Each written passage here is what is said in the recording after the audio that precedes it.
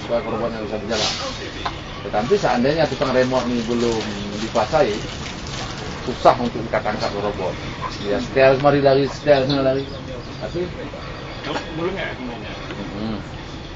Dibandingkan dengan segala pengungsian akhirnya tinggal di relokasi, rumah-rumah yang dibangun dan lain-lain, masih lebih penting nggak Kuala Bubun bisa dipindah kembali ke kampung halamannya, bisa tetap melaut, tetap menjadi nelayan, lepas dari segala kerugian. Mana lebih baik? itu tergantung sama orang yang menilainya. Ini kita pakai ilmu Jawa. Oke, kalau kita pakai ilmu Jawa, Mana yang lebih baik? Tapi kan orang Jawa kan selalu bilang ditabrak, kasihan ditabrak ya, untuk masih hidup. nah Kalau kita jawab kakinya sekarang. satu patah, aduh kasihan ya, untuk masih ada satu kaki. Oke, ini Kuala Bubun. Ya, ini kan mereka bisa kembali ke kampungnya. Nah. Sebagian orang Kuala Bubun kan relokasi ke tempat lain. Ini Kuala Bubun. Ya, ini orang Kuala Bubun. Ini jalan menuju laut. Oke. Ini Kuala Bubun. Ini orang Kuala Bubun. Orang ini ke laut, ini ke laut. Kalau di sini perjalanan lebih jauh dari sini. Tapi ini kampung aslinya di sini kan? Betul. Lebih jauh nih Kak. Capeknya, susahnya lebih susah. Jauh ke laut. Oh ini dekat, keluar langsung bisa melaut. Tapi di segi harga mungkin ada perbedaan. Orang ini langsung ambil ikan, taruh di sini. Bisa laku harga mau 100.000. Orang ini bawa 5.000. Bisa dia jual 150.000. Tapi yang melaut jauh dia dari sini langsung mari. Dan dia jual dengan harga 250.000. Kesimpulannya, kalau menurut saya, semakin jauh kita berjalan, semakin banyak hal yang kita Kenapa nggak pindah ke gunung aja? bentar ya. Bentar ya, Anda begitu terlalu merelativisir. terlalu merelativisir.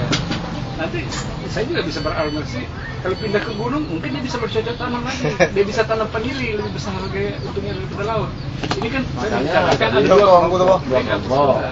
Yang direlokasi di tempat yang jauh. Ya, Kalau yang di sini Pak, berbandingan. Kalau yang udah tinggal di Kuala Bubun, yang memang karena itu ingin kembali ke desa lama, itu Kuala Bubun, jika tukar sama emas di sini karena mau tetap dia ke desa. Keuntungan yang bagi dia, dulu kita ada 212 kakak, sekarang untung ilmu Jawa bilang ada 118 kakak, masih untung. Ya, tapi kalau tidak ada kemauan yang di sini, contoh yang kejadian yang kemarin dia ada yang koma, ada yang sakit di laut, ya kan? Dia bisa ya.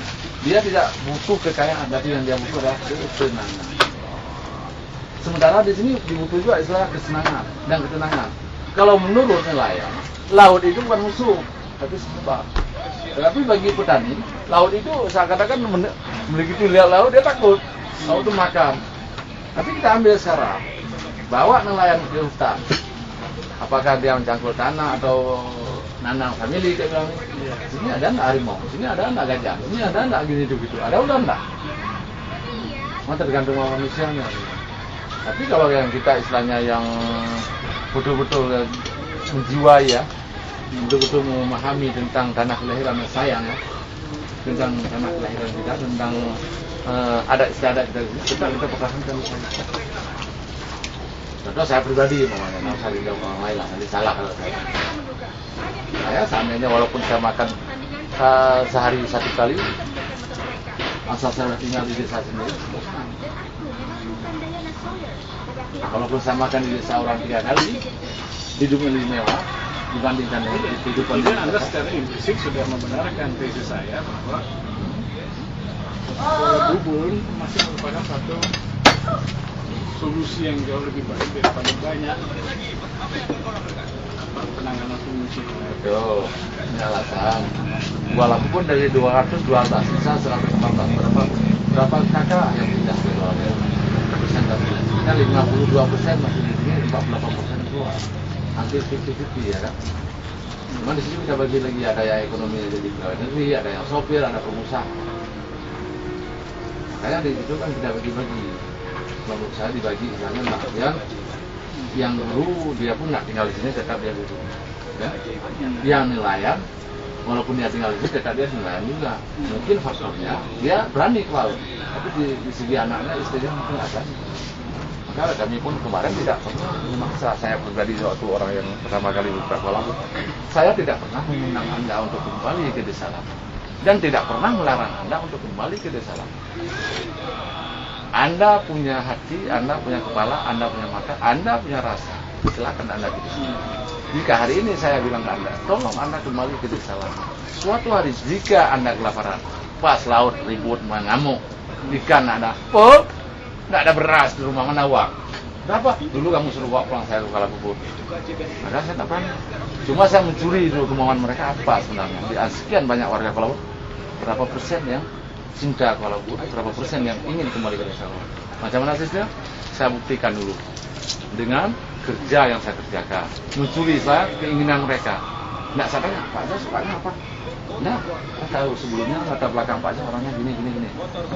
Saya advokasi dengan cara buat TPI, buat transit dengan alasan tempat berunding, buat TPI tempat istilahnya pelelangan ikan, buat rumah hunian sementara untuk singgah sementara, mumpung kita menunggu bantuan dari luar negeri. Akhirnya yang kita percayakan ke EU sebagai fasilitator. Nah, itu tugas saya yang kemarin. Sehingga syukur saya bisa mencuri sedikit ya kemauan masyarakat, sehingga ini apa adanya yang bisa kembali ke desa lama. Iya. Dan itu yang menarik kami untuk memilih juga Kuala Lumpur sebagai salah satu lokasi penelitian. Karena dia lain dari desa-desa yang lain, karena dia lain dari desa yang lain. Cuma kami jadi heran kenapa Kuala Lumpur tidak diprioritaskan juga untuk mendapatkan sertifikat. Apakah ini bagian dari nanti atau mereka akan digusur dengan cara lain gitu. Mungkin jalan. Biarlah mereka menikmati aja lah dulu kampung halamannya. Itu kembali kepada judul buku yang saya bilang, banyaknya anjing-anjing yang berkeliaran di sini. Maknanya pemimpin yang ada di Kuala Lumpur, jadi nggak jadi berapa saya pikirin. Yang penting selagi saya bisa, saya kuasai. Selagi ada waktu, saya pergunakan. Pemimpin level apa? Itulah pemimpin yang sekarang yang ada di Kuala Lumpur. Saya tidak bilang kecil, yang merasa dirinya pemimpin, yang merasa dirinya tidak jujur dengan masyarakat, mungkin dia bisa merasakan sendiri. Maka mungkin ya, dari pihak bupati bisa mencium juga keinginan masyarakat. Terbentuknya lah Suhaput. Suhaput suatu lembaga yang independen yang dipilih oleh masyarakat, contohnya dengan DPR atau dari sana. Makanya kami di sini jarang-jarangnya nggak sana.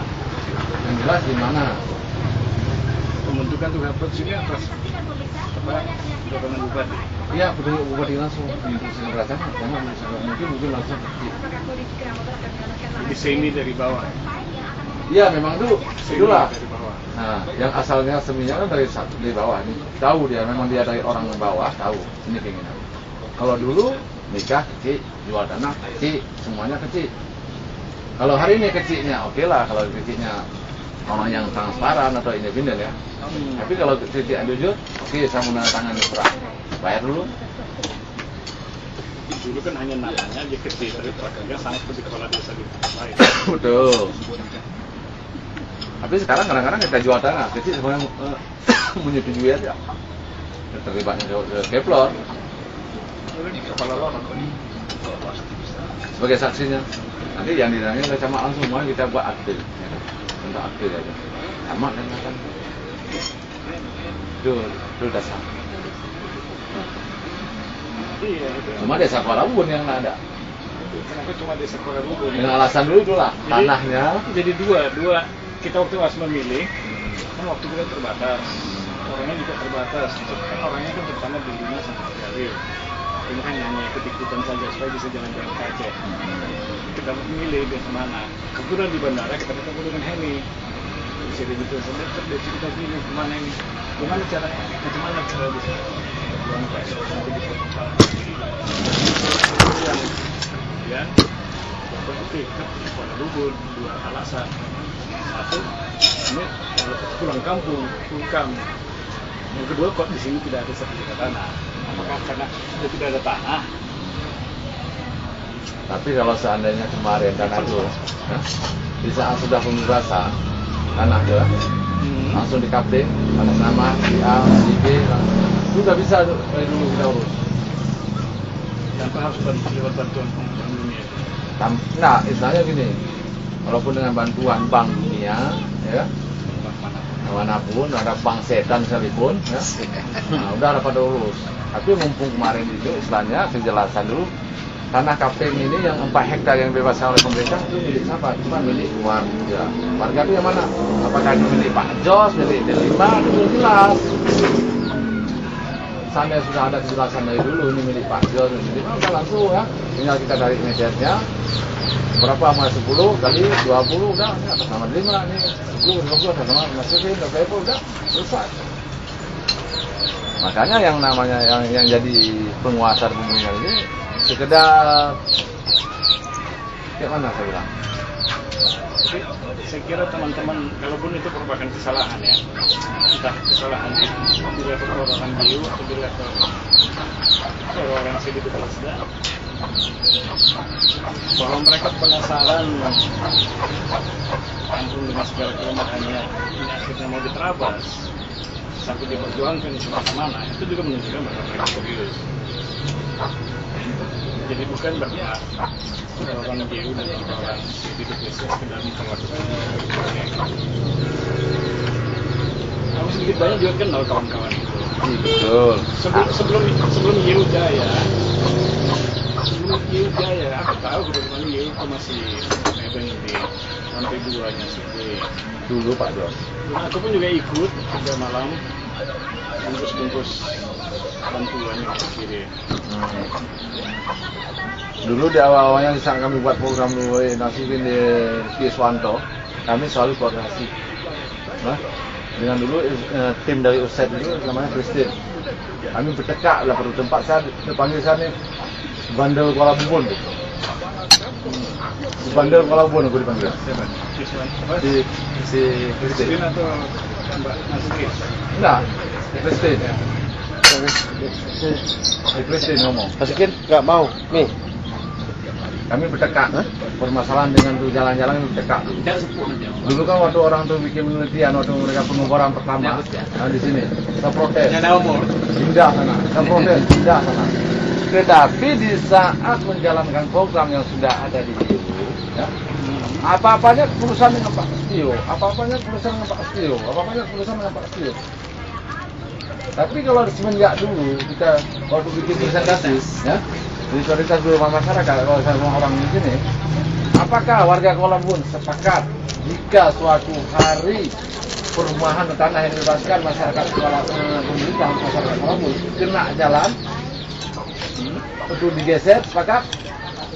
Tidak ada pertanyaan demikian sekarang menurutnya. Makanya kami pertanyaan kalau kami yang agak-agak sedikit tahu tentang Kuala Bun, jika kena kayak mana, jika tidak kena kayak mana? Itu pertanyaannya yang belum terjawab sampai sekarang. Kau waktu itu juga kasih tahu mereka bahwa sebenarnya pemerintah sudah punya rencana bikin rumah, sudah ada tanahnya yang dimakan tahu. Sudah. Sama siapa? Sama Yeo pun dah. Siapa di Yeo? Yeo adalah ini sebagai infokom dulu sebelum waktu Pak Yudi menjabat sebagai infokom dan sekalian sebagai keuangan ya, sudah tuh Pak Nasikin dah. Tapi di saat program jalan, miskomunikasi sama saya dengan Nasikin. Nggak ada, sama saya pun nggak ada.